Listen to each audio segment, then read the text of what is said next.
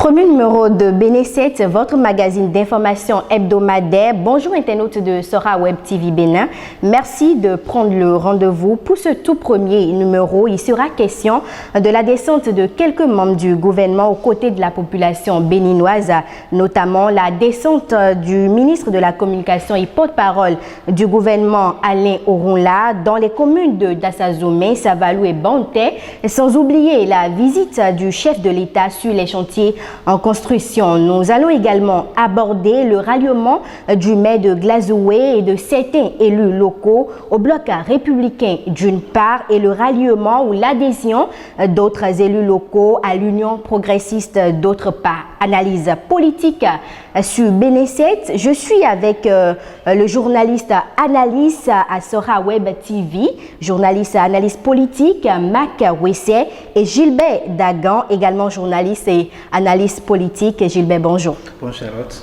Mac, le week-end dernier, Alain Orunla a fait une descente dans 3 différentes communes du Bénin. Et quand on sait que le gouvernement de la rupture a opté pour une normocommunication, comment peut-on expliquer ce changement de stratégie de communication? Merci Charlotte. Nous sommes dans un contexte où le peuple béninois, tout comme le gouvernement, est enclin à des changements. Et quand on sait que c'est celui qui détient l'information qui a le pouvoir, il est de bon temps donc que le gouvernement en place puisse s'inscrire dans cette logique. Et il faut d'abord retourner en arrière pour constater déjà que depuis l'avènement du gouvernement de la rupture, une rupture dans les manières de faire, dans la manière de communiquer. Et par le passé, il y avait eu une exclusion de certains canaux par lesquels les gouvernements antérieurs... Des médias traditionnels par exemple. Bien évidemment, on a constaté que beaucoup plus les médias sociaux ont été envahis par le gouvernement en place pour distiller les informations dans la masse.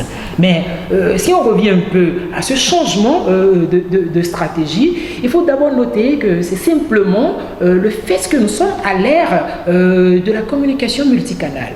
Et quand vous voulez détenir le pouvoir, avoir le contrôle de l'information, oui, il faut pouvoir être présent sur tous les canaux possibles afin de ne pas permettre à ses opposants ou à ses adversaires de vous donner le pion. Alors Gilbert, qu'est-ce qui pourrait être les enjeux politiques de ce changement de stratégie? Non, il n'y a pas d'enjeu politique. Pourquoi vous pensez qu'il doit y avoir enjeu politique? Vous savez, comme l'a expliqué Mac, c'est vrai qu'en 2016, à l'arrivée du président Talon, il y a une forme de communication qui n'est pas si grande. Et donc, cela peut donner à interprétation que le gouvernement ne communique pas. Vous savez que le gouvernement a une direction de communication qui est dirigée par Wilfried Ngwedi, qui est un bon journaliste. Et donc, il sait comment communiquer. Seulement que ce n'est pas la communication à la Yahi. Ce n'est pas la communication où il y avait des contrats de communication avec toutes les radios. Avec il y avait des descentes presque tous les jours. Et cela amène des journalistes à ne pas exercer leur métier comme cela se doit. Vous pensez qu'à l'ère de la rupture, on exerce le métier comme cela se doit?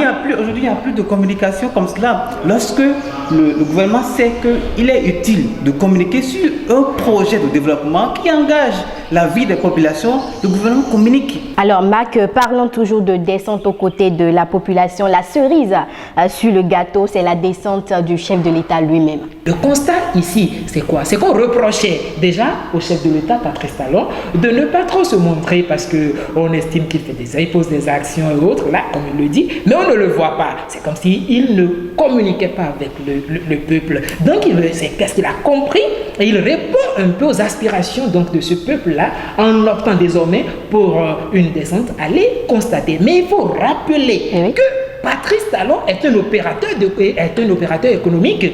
Et pour qui connaît un peu en management des organisations, le contrôle est l'une des étapes très très importantes dans le processus de réalisation d'un projet. Pour mener à bien son PAG, il y a à ce qu'il respecte donc cette étape qui est dans le processus de la réalisation des projets, qui est le contrôle. Et donc, je crois que c'est parce qu'il est fidèle à ses promesses, parce qu'il a dit, c'est au terme de mon mandat que vous saurez si je suis vraiment à Gono ou pas. Et s'il veut réellement qu'on sache qu'il est à Gono, il faudrait qu'il puisse s'assurer que voilà, les projets qu'il a lancés sont en train d'être exécutés. Cependant, la descente du chef de l'État se limite à la partie méridionale du pays. Quand on s'appuie, par exemple, sur les 20 milliards investis pour l'accès à l'eau potable à Parakou ou encore le lancement de la communication du marché de Glazoué, qu'est-ce qui explique le fait que le chef de l'État ne s'intéresse qu'aux parties méridionales du pays? C'est une étape. Lorsque vous avez un calendrier, vous avez une tournée, vous commencez quelque part. Donc le gouvernement a choisi de commencer par la partie méridionale. Oui, et c'est ça la différence entre chef de l'État Patrice Talon et Boni Yaye. Vous savez qu'il y a de cela, durant les 10 ans que nous avions vu sous le régime Boni Yaye, oui. il aime commencer par l'intérêt du pays, qui ne comprend pas bien les réalités du pays. Et lorsque il y va, c'est pour animer des meetings. Même s'il y a des forages, même s'il y a quelques forages qui seront inaugurés, il préfère faire un meeting politique.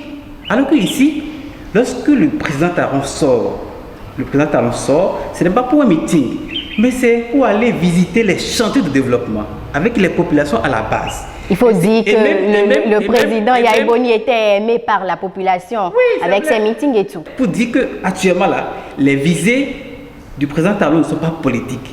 S'il visait à avoir toutes les mairies, à remplir en 2021, il aurait préféré commencer par les coller ou bien aller au nord, où il est décrié. Même au contact des citoyens cotonois, il n'y a pas de débat à les convaincre parce qu'eux-mêmes, ils voient les choses.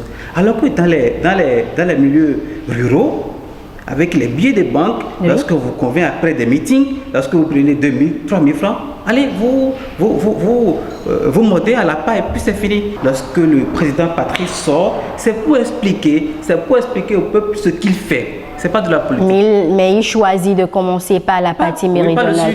Sûrement qu'on va arriver au nord, oui, d'ici là. Pourquoi pas? Gilbert, on reste toujours avec vous, mais cette fois-ci à Glazoué, où des ralliements ont commencé. Il y a déjà le maire de Glazoué, Jacques Dagoué, qui a rejoint le bloc républicain. Vous savez que dans la commune de Glazoué, c'est une commune où les deux partis de la mouvance sont présentés, l'Union progressiste et le bloc républicain.